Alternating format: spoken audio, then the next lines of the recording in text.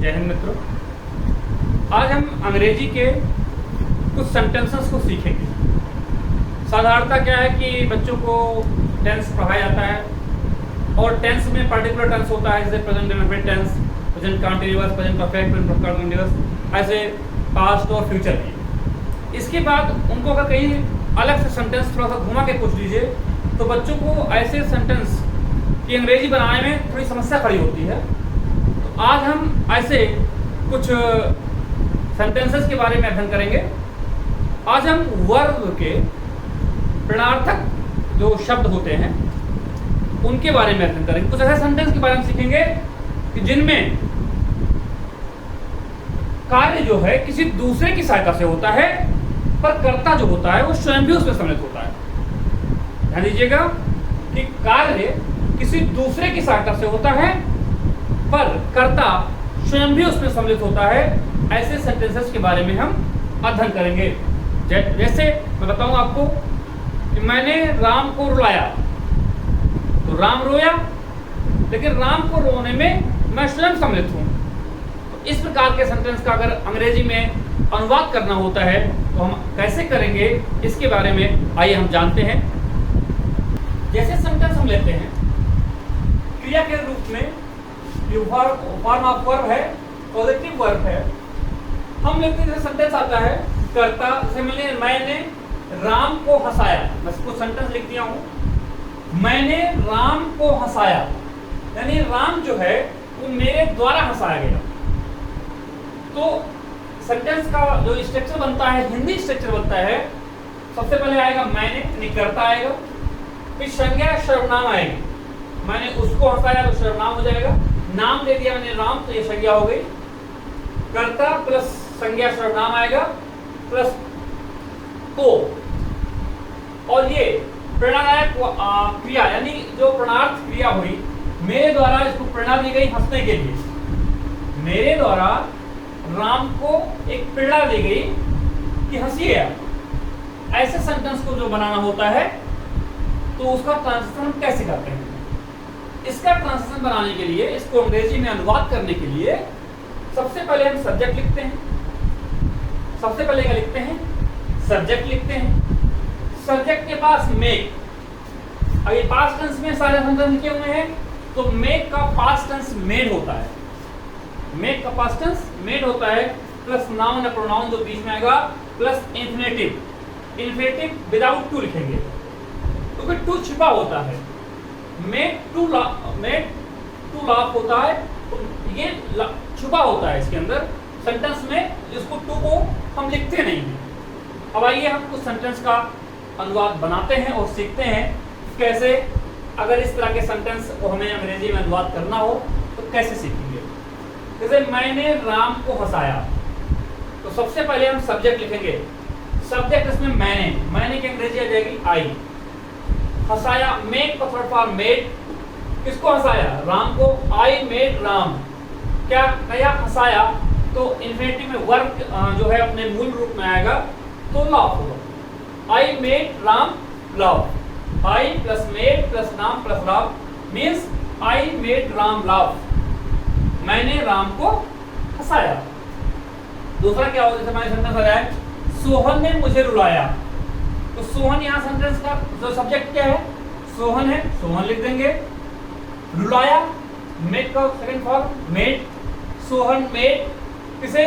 मुझे, तो मुझे के लिए मी, और रुलाया की cry. Sohan made me cry, Sohan ने मुझे रुलाया। उसने घोड़े को चलाया, उसने घोड़े को चलाया। अब उसने की अंग्रेजी आ जाएगी, तो यहां बनाएंगे ही। क्या लिखेंगे सब्जेक्ट में? He made horse ride. घोड़े को चलाने के लिए राइड आता है। उसने घोड़े को चलाया, ही मेड हॉर्स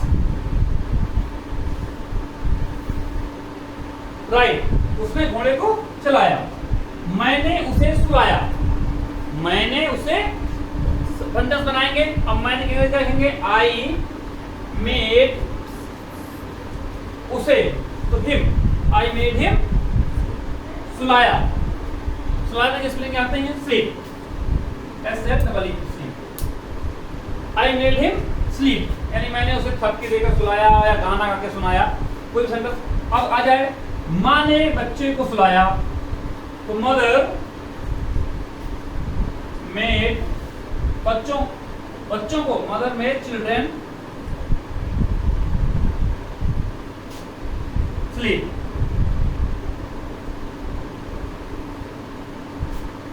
उसने मुझे टहलाया, उसने मुझे टहलाया, तो उसने क्या वजह आएगी ही, मुझे he made me walk, he made me walk, उसने मुझे टहलाया। मैंने उसे पेड़ पर चढ़ाया, उसको प्रेरणा दी कि तुम पेड़ पर चढ़ जाओ, मैंने उसे पेड़ पर चढ़ाया। I made him climb on tree,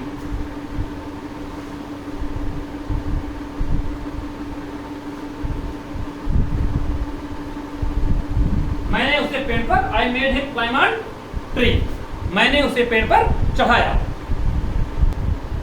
अब कुछ नए तरह के सेंटेंस देखेंगे। जैसे अभी हमने पढ़ा कि राम को हंसाया गया, राम को हंसाया गया, लड़की नचाई गई, घोड़े चलाए गए, लड़के पढ़ाए गए। अब इसी को अगर हम इस तरह बनाएं, राम को हंसाया जाता है, राम को हंसाया जाता है, लड़की नचाई जाती है, घोड़े चलाए जाते हैं, लड़के पढ़ाए जाते हैं, रोगी टहलाया गया, या लड़के दौड़ाए जाएंगे। मीन्स अगर कोई इस तरह का सेंटेंस आ जाए कि इसमें कर्ता हो प्लस को आ जाए, रोगी को टहलाया गया, को बीच में आ जाए, और प्लस आ जाता है, ई जाती है, ए जाते हैं, मीन्स हंसाया जाता है, रुलाया जाता है, जाएंगे, आ गया, ई गई, ए गए आ जाए। मीन्स वो चाहे प्रेजेंट में हो, चाहे पास्ट में हो, और चाहे वो फ्यूचर में चला जाए। सेंटेंस जैसे लड़के दौड़ाए जाएंगे, या रोगी टहलाया गया, आ गया, ऐसे सेंटेंस आ जाएं तो इनका ट्रांसलेशन कैसे बनाते हैं? सिंपल है, सबसे पहले सब्जेक्ट लिखते हैं, प्लस सब्जेक्ट के अकॉर्डिंग टेंस के अकॉर्डिंग हम is, am, are, was, were, will be, shall be, plus made, plus infinite. कैसे? राम को हंसाया जाता है, तो सब्जेक्ट क्या हो गया? Ram. Ram single number subject है, तो राम के साथ इज आ जाएगा। राम इज हंसाया जाता है, Ram is made to sing, Ram is made to sing means Ram को हंसाया जाता है। लड़की नचाई जाती है, लड़की सिंगुलर नंबर सब्जेक्ट है। Girl is made to dance, is made यहाँ भी आ गया, इज मेड यहाँ गया। अब घोड़े प्लूरल नंबर सब्जेक्ट आ गया, तो horses are made to walk, घोड़े दौड़ाए जाते हैं, लड़के पढ़ाए जाते हैं। Boys are made to teach, boys are made to teach, बच्चों को सिखाया जाता है। रोगी टहलाया गया, patient was made to walk, लड़के दौड़ाए जाएंगे। Boys will be made to run, boys will be made to, अब ये फ्यूचर आ गया तो यहाँ विल भी कर दिए। इस प्रकार हम सीखते हैं। जैसे कई बच्चों से पूछ लेता हूँ मैं कि भाई प्रेजेंट इवेंट की पहचान क्या है, बच्चे कहते हैं जिन वाक्यों के अंत में ता है, ती हैं आते हैं वो प्रेजेंट इवेंट होते हैं। उनका तनका बनाते हैं, तना देते हैं वो कि वर्ब का अगर सिंगुलर नंबर सब्जेक्ट है तो सिंगुलर नंबर वर्ब आ जाएगा। लेकिन अगर सेंटेंस इस तरह आ जाए इसमें ती है आता है, लेकिन तो उसमें से नहीं बनेगा। तो हमें सीखना है आज ये इस तरह के सेंटेंस, लड़के पढ़ाए जाते हैं, अब ते है आ गया, ये सेंटेंस उस तरह नहीं बनेगा। Boys are made to teach, इस तरह सेंटेंस बनेगा। यानी कैजुएटिव वर्ब जो हैं, यानी क्रियार्थक जो वर्ब हैं के एक्टिव वॉइस में मेक के बाद इन्फिनाइट जो टू का चिन्ह है वो छिपा होता है। टू का चिन्ह जो होता है जैसे छिपा होता है, जैसे उसने मुझे गवाया, यानी मैं गा नहीं रहा था, उसने मुझसे कहा कि आप गाइए और मैंने गाना गाया, तो हम बोलते हैं he made to sing, he made to sing, उसने मुझे अब इसको हम इस तरह बोल सकते हैं, he made me to sing, लेकिन इसमें टू जो होता है वो छिपा होता है, इसमें टू क्या होता है, छिपा होता है। और इसमें अगर ये पैसिव वॉइस में आ गया तो मेक के बाद इनफिनाइट का ऑप्शन जो टू है वो प्रकट हो जाता है। जैसे अब ही मेड टू सिंग, उसने मुझे गवाया। अब इसमें मी, आई जो है subject change into object, object into subject होता है, नियम आप जानते हैं, नहीं जानते होंगे तो मैं किसी पढ़ा दूंगा, एक्टिव वॉइस पैसिव वॉइस भी पढ़ाऊंगा मैं। आई, ये मी बदलेगा इसमें आई में, I was made to sing by him, मैं उसके द्वारा गवाया गया। तो इसमें टू जो है वो प्रकट हो जाता है। और हम सेंटेंस देखते हैं इस तरह। अब सेंटेंस में हम कुछ इस प्रकार का सेंटेंस देखेंगे, जैसे राम ने पत्र लिखवाया, मैंने बाल कटवाया, मोहन ने सड़क बनवाई, उसने पेड़ लगवाए, उसने भिखारियों को खिलवाया, मैंने गरीबों की मदद दिलवाई, मैंने आवेदन पत्र को अग्रसर करवाया, पुलिस ने बदमाशों को दंड दिलवाया, छात्रों ने परीक्षा रद्द करवाई, मैंने सभा स्थगित करवाई, उसने कारारंभ किया। अगर ऐसे सेंटेंस आ जाए, नहीं करना है काम, हैं? चल हमारे यहाँ तो अगर ऐसे सेंटेंस आ जाए, ये मीन्स कर्ता आ जाए प्लस संज्ञा सर्वनाम आ जाए, पत्र है, बाल है, सड़क है, पेड़ है, ये आ जाए, और उसमें वो काम करने में कोई प्रेरणा हो। जैसे राम ने पत्र लिखवाया, तो लिखवाने में जो राम ने प्रेरणा दिया, तो प्रेरणार्थक अगर क्रिया है, यानी वर्ब प्लस वाना, लिखवाना, कटवाना, बनवाना, यानी वाना, वर्ब में वाना जुड़ जाए, ये लिखना वर्ब है और लिखवाया वाया जुड़ गया, कटवाया कटना वर्ब है, कटवाना जुड़ गया, ऐसे बनवाना वाई आ गया, दिलाना वर्ब है, दिलाई, तो वाना आई आ जाए, यानी वर्ब में वाना आ जाए। तो ऐसे सेंटेंस को हम कैसे ट्रांसलेट करते हैं, इसको देखते हैं। इसके लिए क्या आता है, सब्जेक्ट लिखते हैं। सबसे पहले हम सब्जेक्ट के पास टू हैव, आई या गॉट, GOT गॉट, सब्जेक्ट लिखेंगे प्लस टू हैव यानी गॉट या ऑब्लिक गॉट, या नाउन प्रोनाउन जो बीच में है प्लस पास्ट पार्टिसिपल आ जाएगा, वर्ब की थर्ड फॉर्म आ जाएगी, वर्ब की थर्ड फॉर्म आ जाएगी। जैसे हम एक सेंटेंस लेते हैं, उसने कार्य आरंभ किया, तो किसने कार्य आरंभ किया, उसने, तो इसमें सब्जेक्ट क्या है, उसने, तो ही आ जाएगा, he got work begun, he got work begun, उसने कार्य प्रारंभ किया, या he had work begun, he had work begun, उसने कार्य आरंभ किया। यानी सिंपल सा सेंटेंस है। अब आगे हम आगे आते हैं, इसमें यानी हम लिख देते हैं सब्जेक्ट होगा प्लस टू हैव होगा या गॉट होगा। राम ने पत्र लिखवाया, सब्जेक्ट क्या है इसमें, राम, राम के बाद टू हैव लिखवाया, थर्ड फॉर्म है हैड, या लेटर और return, Ram had a letter return, यानी राम ने पत्र लिखवाया। इसको इस तरह लिख सकते हैं, Ram got a letter return.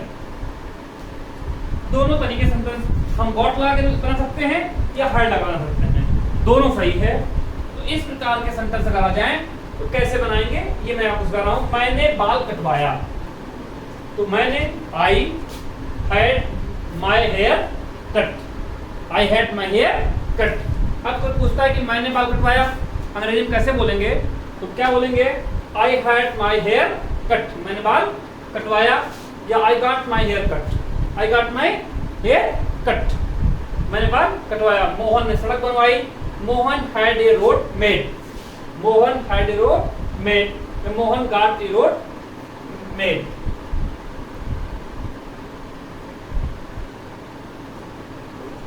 उसने पेड़ लगवाए, he had tree planted, उसने भिखारियों को खिलवाया, he had the poor fed। ऐसे मैंने गरीबों को मदद दिलवाई, I had the poor help, I had the poor help। मैंने गरीबों की मदद दिलवाई। ठीक, मैंने आवेदन पत्र को अग्रसारित करवाया, I had, अग्रसारित करना जानते हैं, forward, I had my application, I had my application forwarded,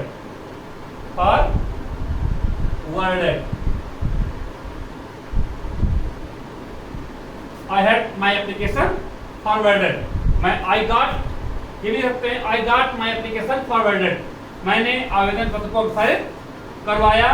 police ने बदमाशों को दंड दिलवाया, पुलिस had punished। छात्रों ने परीक्षा रद्द करवाई, स्टूडेंट्स हैड लगाएंगे चाहे गार्ड लगाएंगे कोई अंतर नहीं पड़ेगा, स्टूडेंट्स हैड एग्जाम कैंसिल्ड। बच्चों ने परीक्षा रद्द। मैंने सभा करवाई, आई गॉट मीटिंग पोस्टपोन या आई हैड मीटिंग पोस्टपोन। इस प्रकार हमने आज देखा कि कुछ सेंटेंस ऐसे होते हैं कि जिनका ट्रांसलेशन हम सीधे नहीं बनाते, उनके लिए एक विशेष सेंटेंस स्ट्रक्चर होता है जिनका हम ट्रांसलेट करते हैं। आपको इस प्रकार के सेंटेंसेस को लिखना है और बैठ के उनके अनुवाद को बनाना है। अपने मन से इमेजिन करना है कि राम ने पत्र लिखवाया, मैंने उसको दिल्ली भिजवाया, या मैंने एक गाना गाया। ऐसा सेंटेंस आप बनाइए और ट्रांसलेट करिए। फिर अगर समझ में नहीं आ रहा है तो कमेंट्स वहाँ पे आप लिखिएगा। जय हिंद।